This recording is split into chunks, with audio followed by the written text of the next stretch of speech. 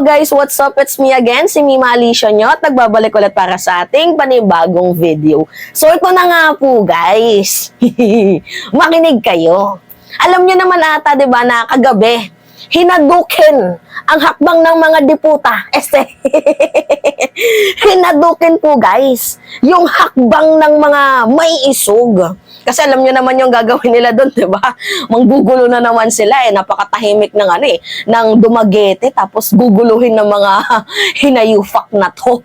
So ito na nga po guys, di ba binigyan sila ng permit binigyan sila ng permit ng mayor, pero dahil nga kulang yung security na baka hindi nila makaya kasi sabi daw 100,000 daw ang dadalo, ay baka hindi kayanin ng security forces ng ng Dumaguete, pinakans sila. So, for the sake of safety naman po yan ng mga hakbang ng mga diputa.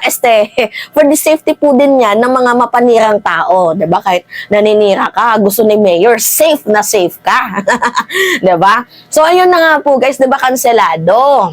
So, ngayon nga nag-announce sila na hindi tuloy, pero sa ibang area na. Kasi 'di ba yung stage nila pinabaklas. Sakit nun, diba? Kung sa loto, kung ikaw tumaya pero hindi tumama, sa hakbang ng mga diputa, pinag-set up pero pinaasa. Ngek! Diba pinabaklas nga? Nakakaiyak naman. Sayang yung effort nyo. Nagbayad na kayo dyan lahat-lahat. Tapos, papakanselahin lang Pero anyway, ito yun guys. Ganito yung analyzation natin, diba? Kagabi, narinig nyo naman. Nang sabi ko sa inyo, pupunta talaga yan sila kasi dapat sa unang unang ginawa nila guys, mapapansin nyo, 'di ba, yung sa Bulacan. Dapat may pattern na kayong susundan. So ngayon, ginawa kong pattern yung nangyari nga sa Dumaguete. Mamaya i-explain ako sa inyo guys. Kasi sinisi nila to sa ating presidente Mamaya explain natin yan. So 'di ba, tingnan nyo isipin nyo na lang. Doon sa Bustos, Bulacan, alam nyo namang hindi kayo welcome. Malayo pa, sinabi na sa inyo na hindi kayo papayagan. Ng governor na mismo yung nagsabi. Tapos pinilit nyo si mayor, hindi din kayo pinayagan. Ano yung ginawa nyo? Kumuha kayo ng pribadong lote, which is yung kinausap nyo yung caretaker. Nalaman ng may-ari, hindi na pinagamit sa inyo. 'Di ba? Makukulit sila. Doon pa lang guys may pattern na hindi sila welcome sa Bustos, Bulacan. Kasi solidong pro-administration, pro-Marcos yung Bulacan, solido. Hindi man po 100%, pero most of them, sabi na lang natin 95% solid PBBM yan. Ang problema kasi, pinipilit nila. Huwag nyo kasing pilitin pag hindi na kayo di ba? Bitawan nyo na. So ngayon, doon pa lang guys, meron na tayong pattern. Ano yung pattern natin? Napupunta sila sa mga lugar na hindi sila solidong welcome. Para po, pag hindi sila pinayagan, pag hindi po natuloy yung prayer rally nila, ang sisi kay PBBM. Nagigets nyo ako? Political plan. Sabi ko naman sa inyo, itong si PRRD, frustrated chess master yan, guys. Frustrated chess master, itong si Digong. Diba, yung gusto niyang i-checkmate itong si PBBM, pero hindi nila magawa. Kasi, unang-una, guys, gaano mga bakadami, as of the moment, yung huling datos, diba, yung Marcos, 30%, tapos yung Duterte, 20%. So, yung gusto nyo, yung 10% pumunta sa inyo, na the porket, magpi-play sila ng victim card, 'di ba? Magpapaawa sila na sinusupil ang kalayaan sa pamamahayag. Pero yung kalayaan nila sa pamamahayag, anong ginagawa nila? Withdrawal of support to the president, separation calling. 'Di ba? Kalayaan ba 'yun sa pamamahayag yung ginagawa ninyo? 'Di ba mga paninira? So ngayon nga po guys, ganito din yung naging pattern sa Bustos, sa Dumaguete. Yung mayor po ng Dumaguete, mula noon hanggang ngayon, liberal. Nandun pa din siya sa party ng opposition. Yung totoong opposition. Kasi itong mga yung mga DBS na to, lang yan trip lang nilang maging opposition. Ngayon, sa trip-trip yung maging opposition, yung mga dilawan, tapos kaming mga pulahan, mga pulangaw, kasi di pa pulangaw yung tawag sa atin, kami natuloy ngayon ang nagkakasundo. Bakit kami nagkakasundo? Kasi parehas yung adhikain namin na mapaganda, mapaunlad ang ating bayan. There's nothing wrong, guys makipag-affiliate tayo sa mga sa mga pink, sa mga dilaw, kasi magaganda naman yung layunin nila, and buti na lang na nabuksan yung ating mga isipan. Hindi pa naman ako late para sa aking pagkakamali, pero well, at least bumabawi na ako. Anyway, ito na nga guys, pumunta sila sa Dumaguete na alam naman nilang hindi sila welcome. 'Di ba? Yan yung analyzation natin eh. Which is yung mayor doon, liberal. Yung governor doon, PFP na. 'Di ba? So ngayon nga po guys, bakit kayo pupunta sa isang area na hindi naman kayo welcome? So ngayon, kung hindi sila welcome, malamang yung mga mayor dyan, paglalaruan lang kayo. Yan na, pinaglaruan sila. Actually, hindi naman sila talaga totally na pinaglaruan. Ang nangyari lang talaga, kaya syempre sabi nila, sa sobrang dami daw ng a-attend, 100,000 daw, kaya hindi sila pinayagan. Talaga nga naman, so 100,000 ay dudumugin yung Dumaguete, baka magkagulo. Di ba, hindi nila kayang maawat yung mga bawat pangyayari. Kaya nga, sabi ng LGU, ng city mayor, dahil lack of security, kulang ang ating mga kapulisan, sa iba na lang kayo. Pinabaklas kasi natakot 100,000 yung a-attend ba naman? Di ba? 100,000 tapos pagdating 7,000, shit! Matitilo kayo. Di ba? Ganon sila ka-fake news yung mga niyan. Pero syempre, sabi na lang natin na baka totoo na 100,000 nang a-attend.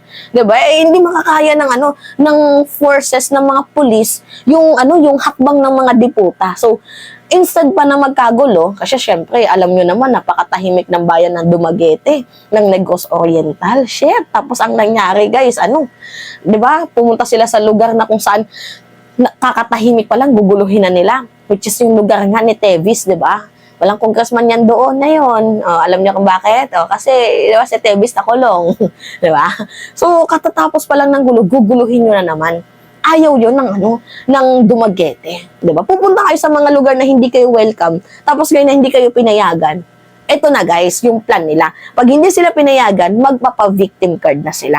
Which is, ito na nga yung nangyari. Makinig kayo. Sinisi nila kay PBBM. Sinisi nila guys kay President Marcos. Ikaw, sawang-sawa na ako sa'yo. Sinusupil mo talaga ang kalayaan namin sa pamamahayag. Walang kwentang presidente, vangag, adik. Ganyan talaga yung mga nagiging desisyon ng mga adik na presidente. 'Di ba? Natatakot kayo sa hakbang ng mga diputa, hakbang ng maisog. Kasi nga daw guys, pagsasalitain itong si Morales, kaya daw natakot itong si PBBM. Para sa akin guys hindi threat ang hakbang ng mga diputa, then go ahead. Mag-prayer rally kayo, go ahead. There's nothing wrong with that. Dapat na pinayagan to ng mayor kasi hindi naman talaga totally threat. Kasi ang ginagawa nila, sila din mismo ang sumisira sa kanilang mga sarili. Kagaya nga ng sabi ko sa inyo guys, diba, napakadaming mga BBM supporters noon na umaasa pa din sa Uniteam, na kahit nagkakabardagulan na yung dalawa, umaasa pa din sila sa Uniteam. Pero because nga, sa sinabi ni FPRRD na may presidente tayong vangag, may presidente tayong adik, ang ginawa ng mga BBM supporters, inayawan na nila si Digong kasi ang hirap nga naman ipagtanggol, diba? So ngayon nga po guys, sunod-sunod, yung kanilang ginagawang mga prayer rally kasi target nila this July or June mapabagsak na si PBBM kasi alam nyo naman 'di ba naglabas na ng statement itong si former Senator Antonio Trillanes na by this June or July baka dumating na yung isang formal arrest warrant kasi yan by set up yan. Unang first batch si Digong, tas pangalawa si Bato. Kaya nga kung mapapansin nyo si Bato nangatog na saan nangatog na, 'di ba? Pinag-Senate probe niya na. Ano yung objective ng Senate probe? Palabasin na adik itong ating presidente. 'Di ba? Ganon guys. So ito namang si Digong, syempre alam nilang kinakabahan na sila Kahit sabihin nila na si Trillanes irrelevant yan. Si Trillanes yan, attackdog lang yan. Si Trillanes wala yan. Kahit sinasabi nilang ganon, threatened na sila. 'Di ba? Attackdog pala si Trillanes, fake news pala si Trillanes, irrelevant pala si Trillanes, bakit pinapatulan ninyo? Diba? Ibig sabihin, natatakot na din kayo. You are not ready na mahuli itong si Digong. Kung kaya samot-saring issue na lang ang pinapakalap ninyo. Diyos ko po. Diba? Kahit away ng mag-asawa, talagang pinupursue ninyo. Nakakaloka talaga itong mga hype na to, no? So, yun nga po, guys.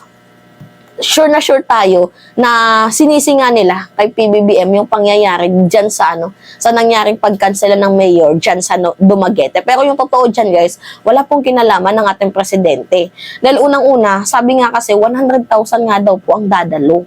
100,000 hindi kakayanin ng pulis ang Dumaguete yun. 'Di ba kung 100,000 yung dadalo? So, bali ang nangyari guys, pinakancel na lang. Ayaw namin na, baka mamaya may kaguluhan dyan, LGU ng Dumaguete sisihin nyo. Humanap kayo ng lugar na saan free kayo. Gaganapin daw po yun bukas guys, sa Freedom Park ng Dumaguete. Uy, Freedom Park ng Dumaguete, maliit yun. Diba? Doon daw po guys gaganapin ang kanilang prayer rally. Yan po guys ang sabi. So anyway, bahala kayo, pero wag niyong idamay ang ating presidente. 'Di ba? Na pinakansela niya yung mayor nga yung nagpakansela sa inyo, kitang-kita naman, 'di ba?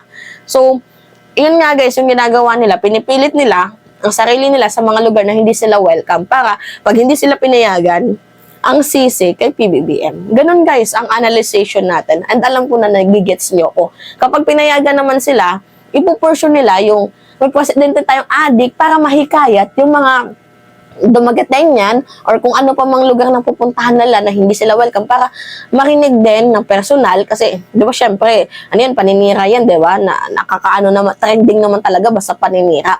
Papakinggan nila yan. Tapos, syempre, baka sabi na natin, sa 100%, makakuha sila ng 10%, di ba, nila yun, success din nila yun. Kahit konti, at least nahikayat nila, yung konti na yun, pwede yung mag-recruit ng mag-recruit, hanggang sa dumami. Diba? Ganun guys yung ginagawa nila ngayon kay PBBM. Tapos ngayon na hindi sila pinayagan, sinisi nila sa ating presidente. At tama tayo guys, na sinisi nga nila. So anyway, yun lamang po guys. At that's me again, si Mimalisha nyo. At nagbabalik ulit para sa ating panibagong video.